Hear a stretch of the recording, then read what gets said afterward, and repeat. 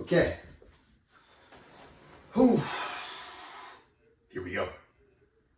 Ladies and gentlemen, welcome back to another episode of Hilarious Society. Laugh about it.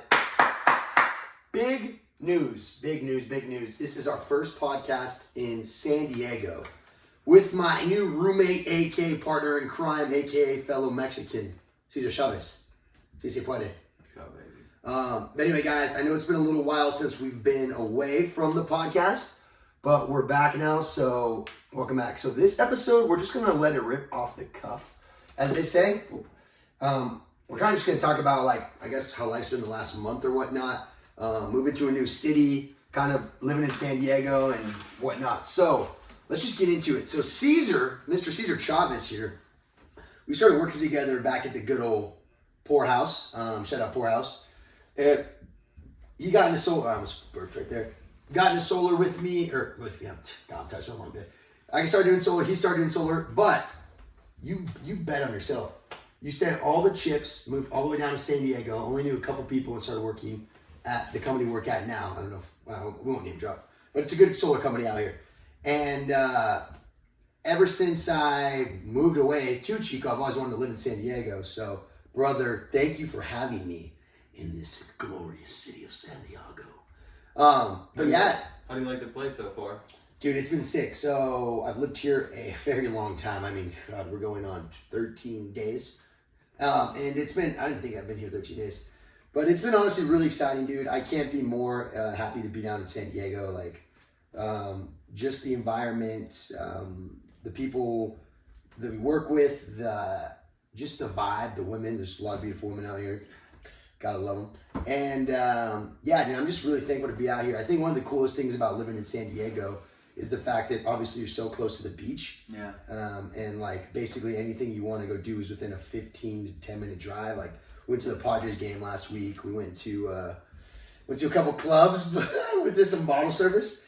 And yeah, things have been good though, dude. But what about you? When you first moved out here, how was like the transition, I guess, from living in Northern California to the southernmost part of California? Yeah, so I've been here for almost a year now, and it's been nothing but amazing to me. Yeah. This is one of the reasons where, like, I'd never been to San Diego prior to me. Oh, really? No. I didn't know that. It was. Damn, you went out on a whim. Yeah, it was a huge change. Yeah. I just had to do something different. Like, obviously, I told you, like, the story, like, life was shit back home. I had a lot of, like, mental shit going on that I'd never experienced before, so I didn't know how to handle it, didn't know what to do. Right. I just know that I didn't know where my future was going, and I was kind of like one of those things where, like, if you don't like where things are going, like, at some point there's only so much complaining you can do before you actually do something about it. Yeah. So I ended up taking like a huge leap, and I'd heard from you. You actually started in sales before I did, and I don't know exactly what it was that I'm like, fuck it, let's give it a shot. I just knew I didn't want to work for a small company, and I didn't want to do it in Chico. Yeah. But our mutual friend Nikki, he actually shout out Nikki Lee. Nikki Lee. Yeah. He actually told me that someone tried to recruit him, which was Mike. Yeah. Good old Mike, bro. Yeah. So I ended up getting like on the phone with him, and I think we had like he interviewed me over the phone. He's like, hey man, I think like we don't usually take people from like across the state. I mean, he was probably selling me at that time. yeah. Everything's a sale. Yeah, everything's sales. But he said, I mean, we have a combine, essentially a new hire, like in 2 weeks or so. Yeah. You know, you think I would be able to get settled in here, and I was like, that's no shot. No, not enough time. I hadn't found a place to stay. I didn't have a job there. I was still working at a place here. But I don't know. I mean, I took the gun. I told him, I'll figure it out. I'll be there in 2 weeks. And within 2 weeks, I was down there. The change here was just like, it was weird. I mean, at first, I'm in a new city, like 10 hours away from all my family. Yeah. Didn't really. I knew Nikki. That's pretty much it. Which honestly, I still tell him to this day, like, he was a huge blessing for me being able to adapt here, because he just brought me into the whole friend group and made my transition super easy. Which is honestly what I wanted to do with you. Yeah. Which is why we went to the baseball game, because that's like the first thing I did when he was here. Yeah. He took me out to the baseball game with all the friends. where you just went to the beach. He's like, I didn't feel alone, which was the best part here. But now, I mean, a year now, I mean, I'm doing great at work. I'm, I mean, dude, thank you, Sunrun, for the opportunity. I'm not we shot my ass. Sunrun, let's get it. Yeah, so the league. It's been an amazing opportunity. It's changed my life significantly, and I'm surrounded by people that are insanely outgoing and are looking to do big things with their lives, right? So, I mean, that's why I'm here. That's why I'm still here. I don't know. I mean, I've told so many people about this job, and I feel like a lot of people don't really believe the smoke. They it's crazy. They think that, I don't know, man. I mean, you've taken the bite. P have took the bite. One of our mutual friends. We got Cam. Yep. So, I mean, it's worked for all of us. So, if you guys are looking to come to San Diego, recruitment. Just hit up your boy Cesar Chavez on Instagram. I honestly don't even get on it, but just come down here. It's a beautiful place to live at. It's nothing but good people, and you guys will always have the boys. The boys. Yeah, I think one of the cool things, or I guess more just cool life experiences. We were kind of talking about it when we went and got some food today after work. And it's just the fact of taking that leap, right? Because don't get me wrong, I've always wanted to live in San Diego. I've always wanted to be, since I was 14, 15, I always knew I was never going to stay in Northern California. I was never going to stay in Ventura County. And so I've always wanted to be at the city. I just didn't know exactly what I was going to do. And then when I came across solar, I was like, oh shit, the market's even bigger here. You make even more money down here. I'm closer to home. So it's a win-win-win. Yeah. But the crazy thing about it was I remember in the first couple of days when I moved in, once again, I've only been here for a couple of weeks, but just staying in my bed and a little bit of, I wouldn't say anxiety, but more just you're nervous, right? Fuck, I actually did it. I pulled trigger. I had a great job. I had a very nice spot in the company. I had a lot of friends and a lot of networks, but at the end of the day, it's the way I look at life is if you're comfortable, that's exactly when there's time to go. Yeah. The second you get comfortable, it's you're never going to grow in that environment anymore. I'm not saying for everyone listening that the company I worked with wasn't growing or the people around weren't growing. I'm not saying that. I'm just saying for myself, I got to a place where I was very comfortable. Things were very easy and I was relaxed. So I was like, fuck, I need to go do something else, because the more you challenge yourself and the more you seek discomfort and unfamiliarity. God, I can't even talk. Familiarity. Unfilament. You guys know what I'm fucking saying. Anyway, uncertainty, we'll just call it that. But basically is when you are able to expand and grow because you're putting yourself in new, difficult, and uncertain situations that make your brain, body, mind, spirit adapt, and then you can just take that wisdom with you and apply it to the next spot in life. Right. And so for me, being down here in San Diego, working at Summer is extremely competitive, right? There's a shit ton of money. There's so many more sales reps. It's also way more expensive down here, right? Things are a lot bigger. And at first that can be overwhelming. But if you have this attitude and mindset, dude, it doesn't matter what the fuck happens, I'm not going to quit. And not even just in solar, but in life, I'm not going to leave this city till I've conquered what I want to conquer, then there's no way you're going to fail, right? There's that saying, it's hard to beat a man that never gives up. And being down here is kind of exciting because now I look at it fuck yeah, it's a new challenge. It's a new environment. There's new vibes. There's new people. There's new sales tactics. There's new pitches. There's new ways to sell solar. There's new groups to hang around. And if you're constantly looking at life of the next step or moving forward like a sponge, life will never get boring. Life will never get dull, right? Now, I don't know how long I'm gonna live in this city. To be quite honest, I could live here the rest of my life. I say that now, who knows, in a year from now, I look back and I'm fucking living in Texas or some shit. But the bottom line is, I think that one of the coolest experiences of living in Chico, which I'm extremely grateful for, and now moving to San Diego is, I went there, I did everything I wanted to do. I got my degree, I got a new job, I found my career, I made phenomenal friends, and took all that, bagged it up, kept it with me. Now I'm bringing all that knowledge down to Southern California. Yeah. I mean, so it's actually got a question for. Go ahead. I mean, we come from Chico, where a lot of people, I feel get really into the environment of the whole party atmosphere. Yeah. But I don't think there's a scarcity of ambitious people out there. Mm-hmm. I honestly, if you were to ask me why I did the things I did, I couldn't tell you why. Mm-hmm. I just know that I don't even know why, honestly. Yeah. A big reason was just like, fuck you, I'm gonna show you to the people that like didn't think Yeah, I could do this. yeah. And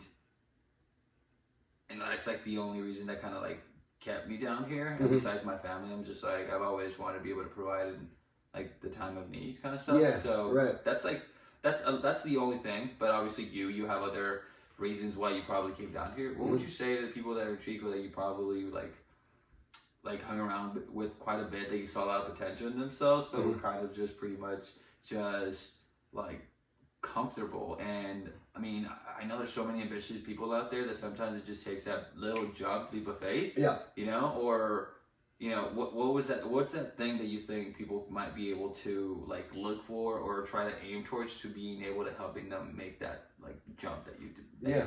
Well, I mean, I think there's that saying, you can lead a camel to water, but you can't make it drink. So at the end of the day, I think that there is a lot of phenomenal people out there. There's a lot of ambitious people. There's a lot of people that I came across in Chico that have a ton of potential. At the end of the day, it's like, I do know a lot of people that are just sulking every day, doing the same shit every day. And I can see it in them, right? Like, I'm coming across dozens of people, and like, I feel like they're dying inside. It's like, well, the partying's, don't get me wrong, I love the party. Everyone that knows me, I always say this, I'm not a fucking monk, but the partying does get old eventually. Like, that environment, it gets fucking old. Like, it just does. And that's my opinion. People can have their own, but I could not live in a city like that every single day, do the same shit every day. It just becomes like, you got to get out, you know what I mean? And there are people that live there that have also expanded into other markets, so that's not even talking to them. But I would say those people that are doing the same shit, that I see the potential in them, but they're not doing it for themselves. It's like, you have to sit back and ask yourself this very simple question. It's like, when I'm dying on my deathbed and I look back in my whole life, do I want to look back in my life and say, fucking A, bro, why did I stay in this area with this mentality and this mindset and these habits that led me to a life of regret, depression, anxiety, sadness, guilt, resentment? Or do I want to be the person that goes like, oh my God, I can't believe I was scared shitless, I made this leap to whatever it is. It doesn't have to be leaving the city, but maybe you go from one job to another, or you lose X amount of weight, or you talk to that girl, or you, whatever, you start that business, and you can look back at your life and say, oh my God, I fucking did it. And maybe I did fail, right? A lot of businesses fail. A lot of people fail at first, but you are so much more proud of yourself when you try something and you give your all, and maybe it doesn't work out, because the only way you can really fail in life is if you quit. If you start a business and it fails, you didn't fail, you just learned one way not to do a business. And how many fucking valuable lessons do you think you learned by failing at that business, right?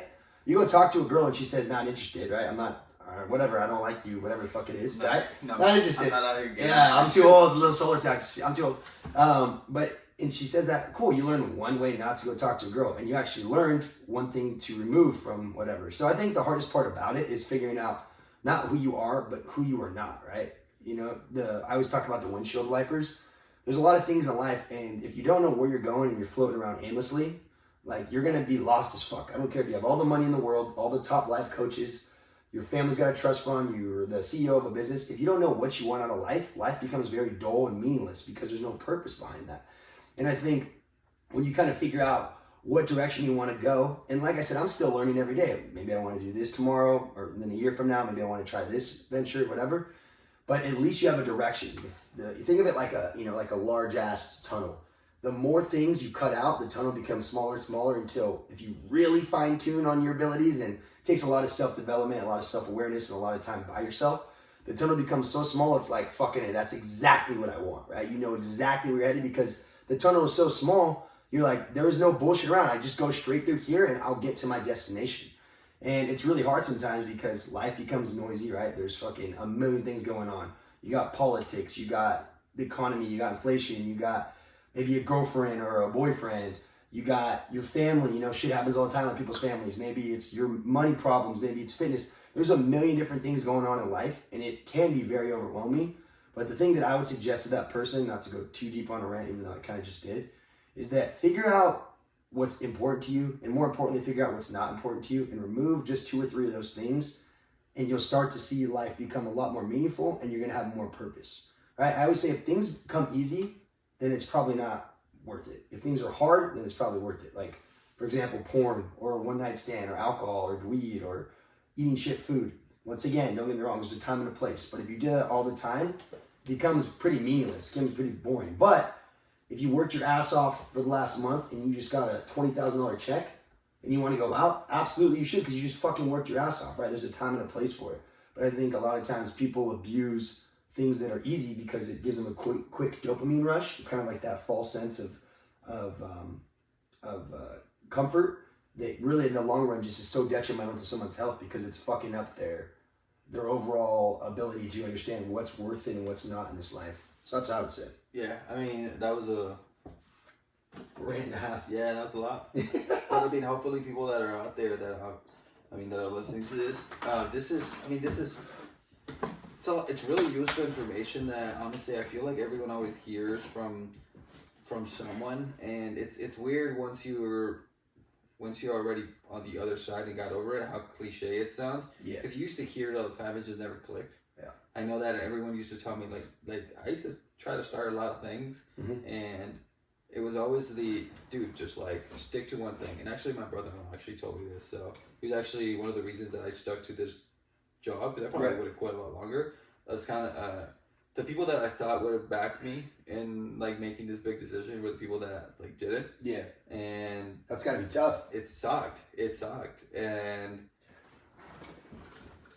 I don't know, like that was honestly I think it was probably the hardest thing about moving down here, because I had never felt like more like lost like in life. I'm like, I have no idea what the fuck I'm doing. I'm 26. I couldn't stay at the job that I was currently at just because I couldn't. I knew that if I stayed there, like don't get me wrong, I loved it. It was fun, met great people, but I knew that if I stayed there another year, it would just make it that much harder for me to leave. Yeah. And become more attached. Yeah, and then I didn't want it was just really bad for me to work there. Right. Like, I don't know. So I knew that leaving was like the only thing I could do, just because I knew that being that close, the people that were around me, I couldn't grow with them in my life. It was just it's never, I don't know, like my parents. Like I love my parents. I just know that my mom's I think I have real lazy traits in me that I'm really aware of. My mom's always been super like motherly. She's always taking care of me. Nurturing. And I think the biggest problem that I have is that I'm okay with that, and I love that.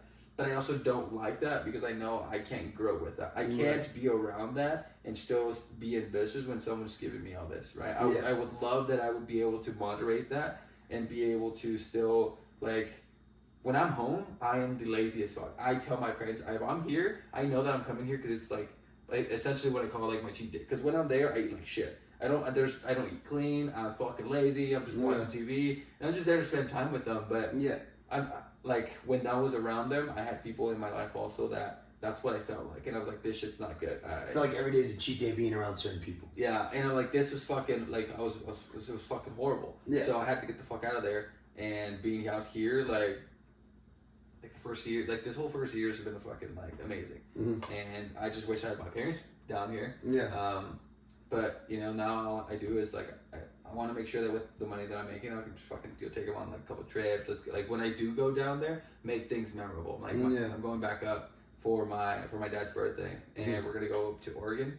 So I want to see if I can just like rent a cabin while we're like up there, and just kind of like take him out somewhere nice.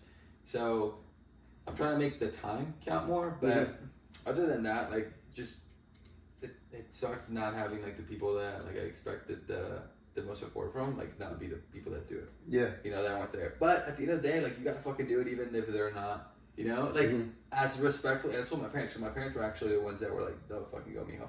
Right? But like I told them, I actually had this conversation with them. I told them that shit was like the hardest part about like moving down here was like that they couldn't like back me on that. Right.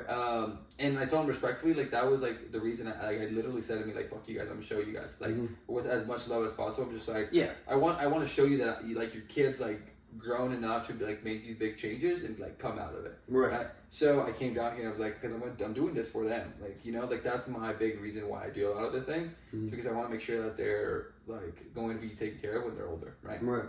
So I came down here and it's been amazing. I'm like constantly just working on making sure that I'm not getting comfortable, right? Because like you get what is it? What were we talking about? Where you get like comfortable, like you know, Trey, they like don't look at your bank account for 6 months, Yeah. like, because you'll have like you can get like short-term gratification and then like lose sight of the bigger vision for sure. So it's like a big thing that's here now. Like you live in San Diego where a lot of people worry about the money, and now like you don't see that problem. You start losing that kind of like sense of urgency to go out to work, where big check syndrome, man. Yeah, that's what I was thinking. So now it's just like, now my biggest reason is like making sure that you're set up, that Cam's set up, that Pia's set up, that they're gonna make like, they're gonna be in the same boat, right? Yeah. Right, and then be able to like fulfill the dreams here, because I know that your dreams are probably bigger than mine out here, right? You're trying to conquer this fucking city, dude. And I'm fucking excited to see it happen. Yeah. Right, like you're. Appreciate it, brother. Yeah. Like we're gonna run it up together, big dog.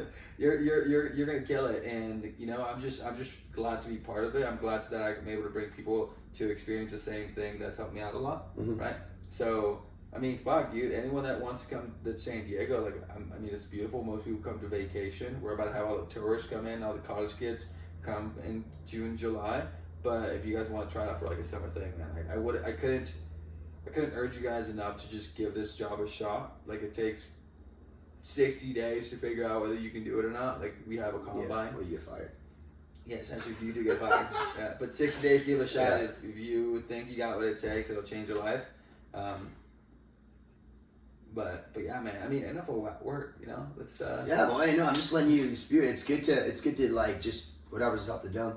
But no, dude. I think one of the hardest things to master, especially as a young adult, making great money, and basically having the world not at your fingertips, but like there's, you know, we're single, this job's paying phenomenally. Like you can really do whatever you want with it, but it's finding that gratitude and being thankful. And it's cool to hear you talk about that, because something I've really tried to myself figure out, or really be self-aware of, is like how lucky and grateful I am. Like my parents sacrificing everything they did. Like shout out Ohm Solar for everything that they gave me an opportunity to be here at.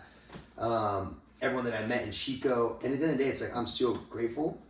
But you also have to understand, it's like being grateful is phenomenal, but you also have to keep going, right? I feel like there's a lot of people that are like so grateful that they literally become comfortable, and they're like, you know, I'm so grateful that I'm comfortable, and I'll never be like that. I'll always be grateful, but I'm grateful, and I still want more. For sure. I'm thankful for everything around me, but I'm gonna keep going up, right? What's like in your bucket list to do in San Diego? Besides golf, because we already bucket list, like if for 10 years ago, or like no, I mean you're new to the city. You've obviously like probably been here before, right? Yeah, I've been like half a dozen times in my life, right? Before I moved down here. Have you been over 21 in this area? Yeah, actually, crazy. Talk about full circle. This was the last place I came before COVID-19 fucking hit. Me and my dad and my sister took a trip up here, February 28th, 29th, because it was leap year, and March 1st. We partied in Gaslight. It was so weird partying with my sister and my dad at the club. And I was being me. Spazzing on whatever and everything. And my dad and my sister just watching me. But I was like, fuck it, we're in San Diego. I mean, your dad's pretty much like you. Yeah, but my sister's there too. It's weird. But anyway, but it was a good time. And then like the world shut down 2 weeks later, which is another thing. Don't take shit for granted. But yeah, I mean, being in the city is so awesome, because it's just like there's so much opportunity. And yes, like I talk about, like the girls here, all jokes aside, like they're beautiful women. Like there's some beautiful women. It's about what's inside, though. That's what I was gonna get to. There's a lot of beautiful women out there, and there's a lot of women that are stuck up that are beautiful. But it's hard to find a woman that's got a great personality and it's also beautiful. Me and Cesar are always talking about this, because obviously I don't want a chick that's super stuck up, but I do appreciate some good looks, and Cesar really appreciates the personality, and the looks come with it. And so I think it's kind of all about what you want in this life. But I didn't want to ramble on the women, but since we're on that, right now I'm just here to have fun, right? I don't really know what I want. I'm probably not looking for a relationship. I'm just really here to just have fun, figure it out, and it will come when it does. I think that my mentality has to also change. Like I've been saying, like, oh, I'm gonna settle down once I make money, and I started making money in solar. Then I was like, oh, I'll settle down once I graduate, and then I graduate, and then it's like all of a sudden it's like, you can't rush it. It's gonna happen when it happens. When I find that right girl, which, oh dude, when I find the one, bro, everybody that knows me will know, because I've not been cuffed, oh my God, in a minute. So when I actually like throw the dice and go like, all right, fuck it, all in on black, everyone's like, just know that's the one, everybody. Like, okay, this fool Nick's, he's in love. But anyway, bottom line is I'm really excited because there's so many people that I get to meet, right? The city's over 1 million fucking people, right? Chico, fucking 110,000. Simi Valley, 150,000. And it's like the things that I want to do in my life with success and, you know, just the name I want to make for myself, I need more people. It's a numbers game, right? And so being in the city, I think one bucket list goal would be to like, I don't know, obviously maybe own a house out here one day, be like a local name. For all of you guys that know me, I'm literally listen to damn near everything Grant Cardone says except for the fact that he's a Scientologist, which is kind of whack. I don't know if you knew that. It's kind of whack. He doesn't talk about that though. But anyway, he used to live in this city actually, and he was in La Jolla, and he said that, talking about comfort and discomfort, he used to run La Jolla. He's like, I was like the mayor of La Jolla, I was talking to all these girls, I was making all this money, but I realized I couldn't grow in the city anymore. So then he moved to LA, met his wife Elena, and now, you know, I think he lives in Miami. But the bottom line is, it's like, I want to come in here and conquer this area, and not in a way that's like, I'm the shit, you know, blah, blah, blah, but in a way that's like, people recognize me for my successes, but I'm still true to who I am. You know, I'm still giving back to the community. That's a big thing. I'm recruiting people as well. I'm giving other people an opportunity to be successful. And I like make a difference, you know, and you got to start somewhere. So it's like, now that I'm done with college, now that I've, you know, lived the party life, you know, I've lived in Simi Valley, kind of have best of both worlds. Now I can like finally like hammer down and be like, all right, what do I want to make of myself here? And like I always say 725 trillion times, success is different to everybody. Whatever you're in, whatever you focus on, whatever you're into, that's fine. But for me, I really want to make a fucking difference in something that's like mega scale. Like make millions, but help millions along the way as well. You know, be someone that's remembered. Like my family can be like, damn, this fucker Nick actually made it. We all thought his dumbass was going to be dead, or I'm just kidding. I'm just kidding. My parents just think I'm going to die. But anyway, yeah, dude. I mean, if there's one thing, like, okay, here's a good question for you, Cesar. If there's one thing, right, like you could go back in your life, right? Sure. Into this point right now, and you could redo it all over again.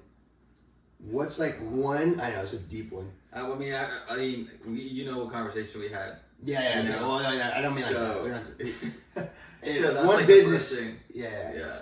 I mean, I haven't had any business, but go ahead, continue the question. I was just gonna say, if you could like go back and relive the life that you've had, but we'll say, because we're on this topic of like location, live anywhere. Where would you want to live? Like, do you think San Diego would be the spot you'd end up being at, or What do you mean? Like, I'll be honest. I look, you don't know where that question was going. Yeah, I thought you were going to say if I could like go right. back in life and like change a couple things. Redo it. Yeah, I mean that's a thick question. I do believe that like what you go through makes you who you are. Yep. And like, you know, even if we kind of like mix both of the questions that you asked, Yeah. what if you like for a part of your life that would essentially be the same, you just lived someplace else? Mm-hmm. I mean, that one would honestly impact my life quite a bit. I mean, I grew up in Los Angeles, like South Central Los Angeles in Watts. Yeah. So I mean, it was a huge like blessing to like be able or have our parents like get us out of that place. Yeah. It was just like the school system was horrible, and there was not a lot of room for growth there. I mean, Yeah. I know that I know a lot of my friends that like, or people that I grew up with that actually made something out of themselves. Yeah. Right? It was just, I don't think it would have been for me. If I would have stayed there, I could have seen myself end up in like a really shitty hole. Mm-hmm. So I had this conversation with my parents all the time. I mean, they've done so much for me, and I always want to make sure that they are aware that I acknowledge these things and like I see them, because they've taken huge risks to be able just to like be like allow us to have a better life.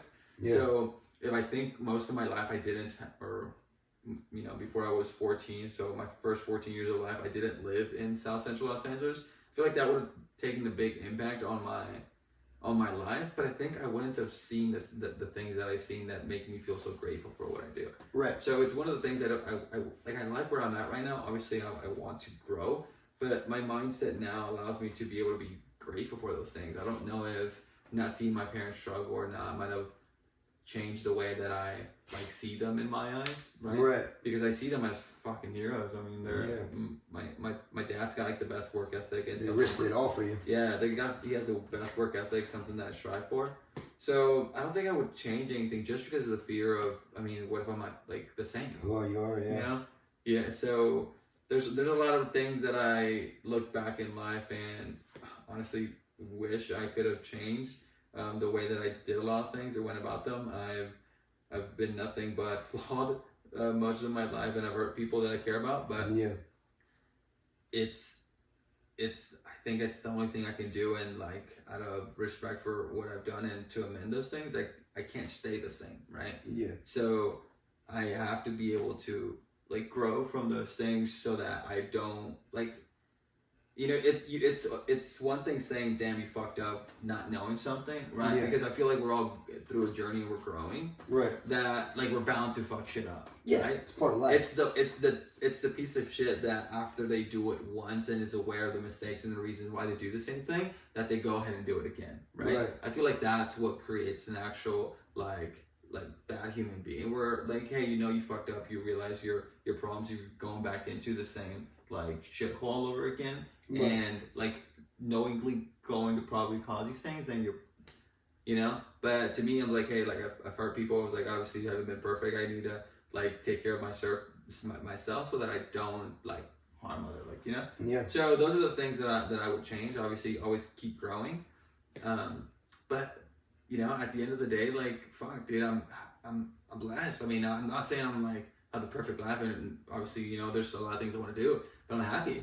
I'm fucking like, you know, for what hasn't been like, you know, the last couple of years, I feel like I have a purpose and a direction that I'm like striving to, and I think as a guy, that's a huge thing. Like, you don't even have to be rich. You don't have to be like, you don't have to have like nice clothes, a nice car. Like, if a guy, and I truly believe this now, if a guy, a man, if you give him a direction and a job or a purpose to live by, fucking, that's all you need. Yeah. That's all you need, man. Like, you know, like you could be rich, like you were saying, rich, like have a wife, have kids, but you feel no purpose, you're fucking dead inside. Yeah, dude. You're fucking dead inside. So, I mean, just the way you said that, sorry, that's fucking hilarious. So I'm really happy about my, about where I'm at right now. And, you know, I want people to, I see people and obviously, like, I want to, like, extend it when I see that, because it's been such a game changer in my life. But I'm happy right now. I'm surrounded by great people. I'm surrounded by ambitious people. And, you know, like, hey, life is good. Yeah. I think to add on that is like, because life obviously has its ups, has its downs. And I know, I got some Chico feet for everyone back home. That's why I wear socks. But kind of going on that, because it's, to me, there's a lot of correlations with like solar and life and golf. I mean, that's the biggest, solar and golf for sure, but it all goes hand in hand with life.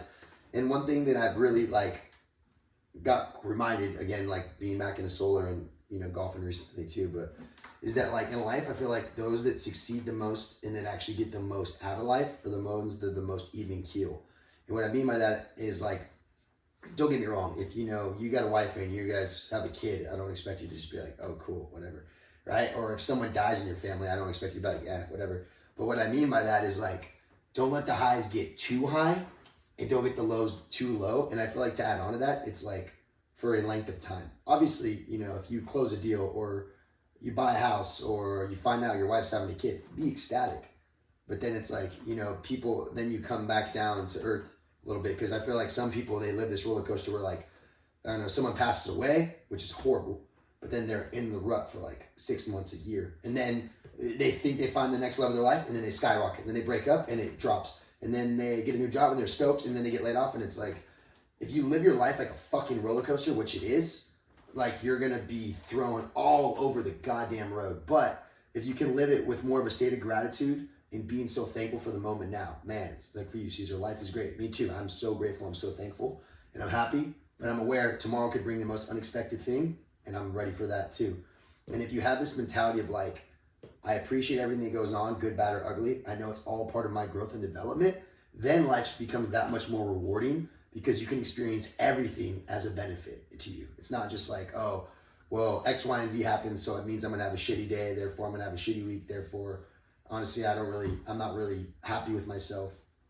Or X, Y, and Z happen, and wow, I don't know, I don't wanna like ramble or go down this weird rabbit hole, but bottom line is, it's like, the people that are the most successful and more importantly, the most emotionally stable are those that can be even keel. Like, you know, these guys walking around at fucking Sunrun. Yeah, they're happy and having a good mindset, but like, they're fucking millionaires, dude, right? They're making all this goddamn money. I have a question. You said the people that can be the most emotionally stable are the most even keel. Mm-hmm. Isn't it the same thing? I guess it is, yeah. You're right. See, that's why I have my co-host. This is my new co-host. And I'm also tired of shit. But you're right. This fool got me to go to the gym like 6:30 in the morning. I'm fucking out of it.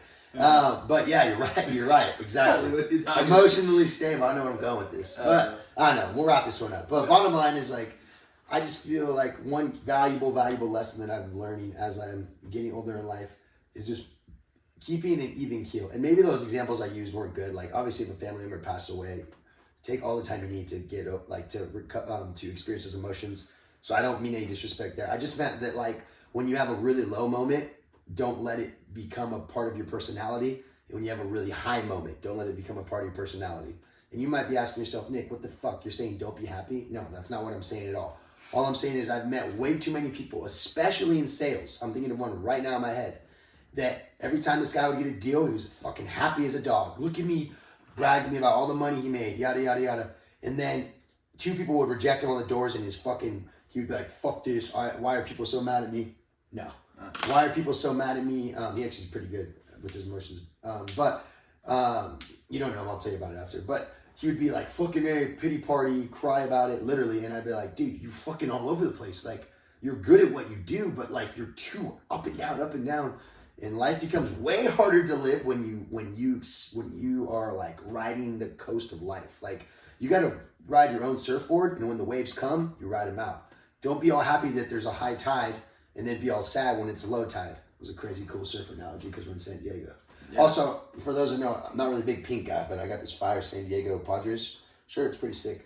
ADHD going off right there. Anyway, so yeah, I don't know. Bottom line is that you got to understand this.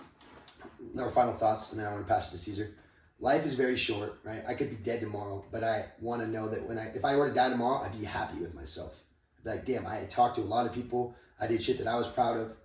But I always want to get more, right? Every day that you're alive, that God or whatever you believe in gives you breath, you should look at it as a blessing to go do something with your life. It doesn't have to be for anybody else but what the fuck you believe in. You can be fucking obsessed with making furniture, like Joe Rogan says. And that's all you do every day, but it makes you fucking happy. Who cares about how much money's in your bank account? Who cares about what people are saying about you? If that's what you're passionate about, then do it. Do it all the way, though. Don't half-ass it. And I think that having that even keel mindset and being aware of the fact that like you get one fucking life, you got to make the most of it because nobody is going to care enough about you to get you what you want in this world. And that's the blessing and the curse in a life is like, you look at these successful people and you're like, man, he's so successful, but nobody knows how many fucking hours, how many rejections, how many failures that person had to go through so that they can be standing at a stage on the goddamn basketball court at a podium one day because they just stuck to the vision. So trust the process. Cesar Chavez. Hey man, you kind of spaced out there. Yeah, sorry, I was just rambling again. But no, like obviously, like it was all gold. I assume it was. I assume this fool was right next to me. This fool went dead. I'm just honestly, I'm just happy you're here, and I mean I'm glad to have you as a roommate. Sir. Beautiful San Diego here, and I can't wait for all the great memories we're gonna make, great people we're going to meet, the lives we're going to change, and the way that our lives are going to change this next year. So, you know, to all those people that want to wish us luck, you know, shoot Nick a nice message, tell him you guys miss him from Chico. I know he misses all of you guys. He talks about freaking, I don't know, so many people I don't even know. You know, he said all these girls broke his heart, so if you... What? No, I didn't say that. I never said I don't listen to this fool. No, I do not. But hey. So if you knew Nick, just know that he's thinking about you guys. It's all love, dude. It's all love. Yeah. But anyway, but no, the girl thing is close. He's joking. Anyway, so I was gonna say, yeah, this will wrap up another episode of Hilarious Society. The cool thing now that it's just me and Cesar out here, and we're very similar with our mentalities. In case you guys couldn't tell by the last 40 minutes, is potentially thinking about rebranding the podcast into something else. I think Hilarious Society is great, but like kind of doesn't really imply what we talk about anymore. It's not really any more comedy, which, I mean, I'm still all for it, but I'm not really sure if that's the direction I want to go with the podcast anymore. So go ahead and comment on YouTube or text me or whatnot if you think that we should rebrand the podcast. It would be me and Cesar, and then we'd have some guest speakers like, I don't know, someone casual like, I don't know, maybe like... Dude, let's have Todd on this podcast. Yeah, Todd would be cool. But yes, obviously, some people that are successful even more than us in the area that we're trying to succeed at. But at the end of the day, guys, everyone that's listening, I appreciate it. Even if this isn't your cup of tea, I appreciate all the support. Like I said before, success is different for everybody. And whatever you want out of life is different for everybody. So I appreciate all the support that you guys give me, because there's a lot of people that are going to try and put you down in life. And I felt like I've been very lucky to have a phenomenal group of friends and family around me that have only pushed confidence into me, which makes me even more annoying than I already am. So you guys are enablers. Enabler. No, I'm just kidding. Anyway, so this is going to wrap up another episode of the Hilarious Society podcast. Love you guys. I'm going to make you all proud here in San Diego. And stay tuned, because, ladies and gentlemen, we will be back next week. We have 4 podcasts dropping this week. This is KMCJ Raiders Radio, the voice of Moore Park College. Dude, that used to be my intro at the Raiders Radio.